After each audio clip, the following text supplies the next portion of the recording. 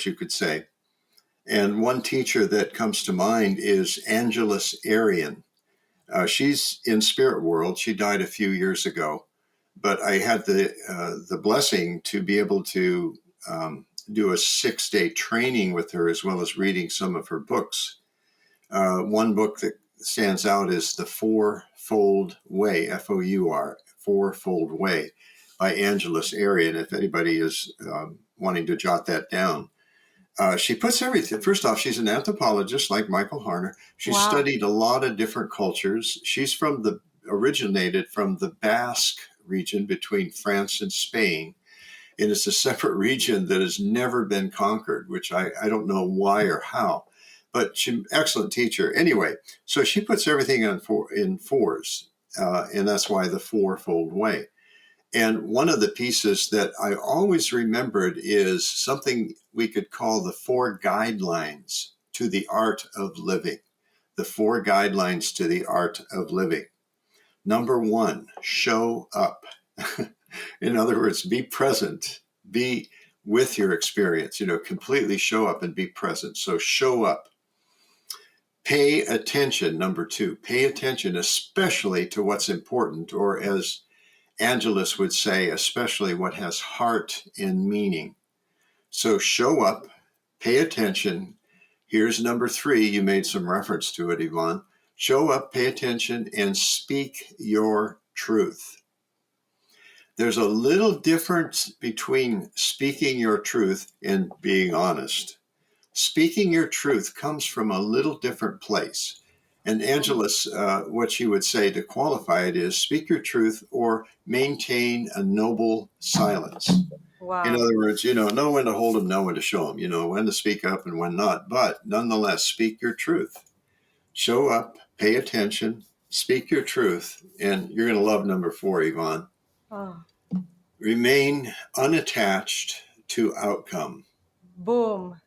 Boom. Tough one boom. sometimes because, human beings, I think generally we have this part of us, I'd say pretty much everybody that wants to be in control. Yes, because we are in that survival mode. Survival mode wants to know. But the spirit, the detachment is, and we'll talk about it. I didn't mean to interrupt you. This is so powerful what you're sharing. No, go for it. Yeah. No, that's fine. It's a conversation, It's not just because an interview. Detachment, I hope everybody's writing these notes, we'll put some of them in the description of the podcast. This is treasure beyond treasure. This is kind of, you are giving us the guidelines, Stephen, to navigate these stormy times. It's incredible because, and the number 4, the detachment, this has been the pursuit of the Buddha, the Christ, anybody in spirituality saying detach. Know what you want, know who you are, and detach from it all. Stephen, you got to give us a little bit of tips. How can we enter in that experience of detachment, remaining unattached to the outcome? Let me say those 4 guidelines a slightly different way because it's a lot of fun to say them this way. Show up, pay attention, speak your truth, and see what happens, which leaves you open-ended. Oh, I love that. Love that. And also a way of thinking about it is to really deal with whatever life presents. And sometimes life presents a lot for us to deal with. I mean, you've all read the news, all the stuff that's going on. There's some real intensities that are going on globally right now. Not only that, Yvonne, but I firmly believe, I want to say I know, but at the risk of sounding arrogant, I do know this, is that we're also affected by the collective consciousness. Absolutely. And when there's a lot of people in fear, sometimes what we can do is we sort of vibrate with that fear and not knowing exactly what's going on. So it's natural to attribute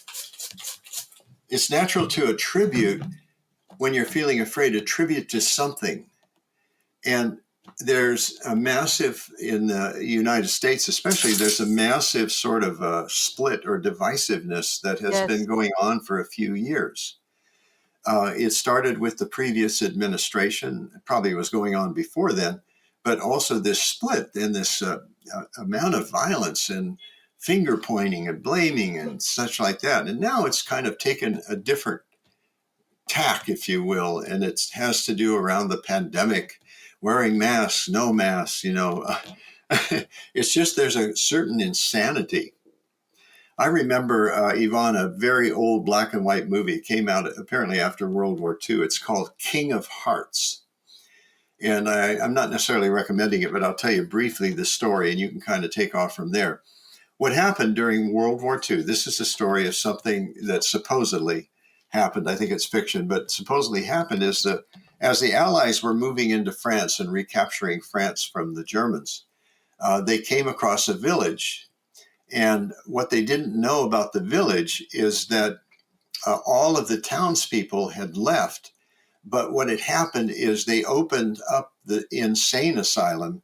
So all of the supposedly insane people started populating the village. Of course, the soldiers didn't know this. So they would encounter these people. And what they discovered is these people had these really profound things to say about life and about war. And the soldiers started going, whoa, what's going on here? Are we crazy or are they crazy? It was a really interesting irony, if you will, that the insane people were running the town. And if anybody picks up a metaphor for that, please do, and write me and tell me about it. But there is definitely a metaphor in that movie. So, I think what we have to do, and you asked this question a little early, and I don't pretend to have all the answers, but I really think showing up as the 4-part guidelines for the art of living indicate that the more we can practice being present for our life, being showing up no matter what's going on, it's easy to cave into the fear and then start operating out of fear, as you That is said, so true, survival. Stephen. You know what? Yeah, Let me tell you something. please, Because please. I am super positive. I practice the PMA, right? Instead of, I'm Mm-hmm. sorry to be so crass, but instead of having PMS, I always say I have PMA, positive mental attitude that Napoleon Hill spoke PMA. about the power of it, right? I And that's like it. it, positive mental attitude. But recently, I just went through COVID and I did a lot of healing with natural herbs and everything. But I felt, Stephen, when I allowed the COVID in, because I felt for a second or so fear. And I meditate every day. I keep my frequency high. I do, as much as humanly possible, what I know to be right. I pretty live much in isolation. I love my time alone. I love my time for spiritual cultivation and service. But I felt the moment where I believed, oh, it's possible that I will get it.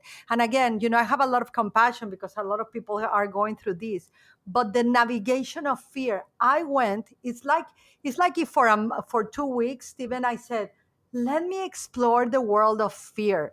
My goodness, my Good. thoughts were the battle. I was having the battle of good and evil. That divisiveness that is going on in the world, I could feel it in my consciousness. So I did a lot of breath work. I did a lot of meditation, lots of positive thinking, positive and healthy eating. And I know what you're saying is true because I just went through it. I like that, Yvonne. Thank you for sharing. Those are a couple of things right there. The meditating, contemplating, taking walks in nature. You get bogged down in your concerns and worries and fear. It's interesting about fear. One other piece that's important. I do something called somatic therapy too, which is identifying those frozen energies, if you will, in the body that are Right. sort of trapped there, and then finding ways to kind of gradually release them. And usually those frozen energies are the result of having experienced a traumatic event. And then the body, hear this, the body, not just the mind. It's first the body that goes into overdrive to protect the individual and helps them survive. So when people Wow. talk about their childhood traumas, I go, you did what you had to do. You didn't think about it. You didn't make decisions about it. Your body went into survival mode. And what happens though is the energy of the body that stays locked into the musculature, etc., inhibits one from adapting to the new circumstances of one's life when you're an adult. Another way to say that, much simpler, is what worked in childhood doesn't work so well in adulthood. Example would be staying in fear, and operating in fear. Right. Everybody knows this, this basic formula. What do we do when we're afraid? Well, fight or flight. When an animal thinks that they're going to be eaten, that's their first instinct, is to escape. Humans do the same thing Yes. and develop ways to escape. The other option, if they don't see, and this is animals or human animal, they don't see a way out, a way to escape the trapped feeling, it can breed aggression, fighting my way out. Look at what's going on in the world. What are people doing? Fighting. What are people feeling? Fear, because of the Yes. pandemic. There's Yes. something lurking out there. God, if you go out into a super, you better wear your mask, and all this. And I'm not saying it's unreasonable. I'm just saying that's how that operates. But if you feel trapped, unfortunately, one of the options you have, it's more instinctive than a decision, is to strike out. And there's many Yes. ways to strike out. It doesn't have to always be assaultive or that kind of aggression. It could be blaming, arguing. There's other ways that the aggression can manifest itself. Yes. So understanding that, I think it helps to understand that basically we're human animals. And so we can get mixed up in that dynamic of survival and fight, flight. And when we can't escape, we can collapse into depression or or anxiety. The number of suicides and depression have just skyrocketed here in the last few years, especially in the last 2 years. It all makes sense to me. It's like, of course.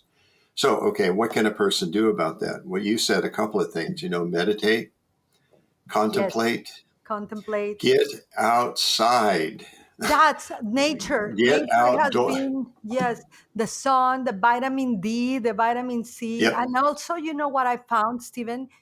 To be with people that are so positive, to be in community and Yeah. really hang out with. I think, I don't know what you've seen over the years in the spiritual niche, but we've gotten so serious. It's gotten so like, it's so serious that even the spiritual beliefs in my way of experiencing things, it's gotten so like rigid. I want more flow. I want to mimic nature. I think nature is the best spiritual teacher we have, to go with the Yeah. flow, to be in the river, to eat a salad outdoors, just a simple life and have fun with really beautiful people. I think we have sometimes take it for granted, the simple powers of nature. And I totally agree with what you are saying. Totally. And what's interesting too is I'm just wrapping up a new oracle card. I've got Oh. a new one coming out in November. It's already on its way, and that's called Messages from the Ancestors. It's very interesting, Ooh. very interesting. Different take on ancestors than what we might generally think of as ancestors. And then, in addition, another oracle card coming out in May, and that is called Messages from the Spirits of Nature. Oh my And goodness. yeah, oh, I'm We're gonna excited get about them both of all. these. All of our team, they love tarots. They read the tarot, so we're gonna get them Perfect. all. We'll get Good. them I'm all. glad to hear that. Yes. I think they're pretty good decks. The jury's Yeah. out until they're out there and people respond. But what I like about, briefly, the Ancestor Deck is that it takes a premise that if we keep going back far enough, our ancestors are the animals, and if we keep going back Yes. further, and we're talking millions of years, the ancestors are the plants. Yes. There's the Hawaiian people the old religion, the old spiritual practice, believed that the taro plant is the original ancestor. How's that a different take on Adam and Eve? Wow. I didn't know. I'm super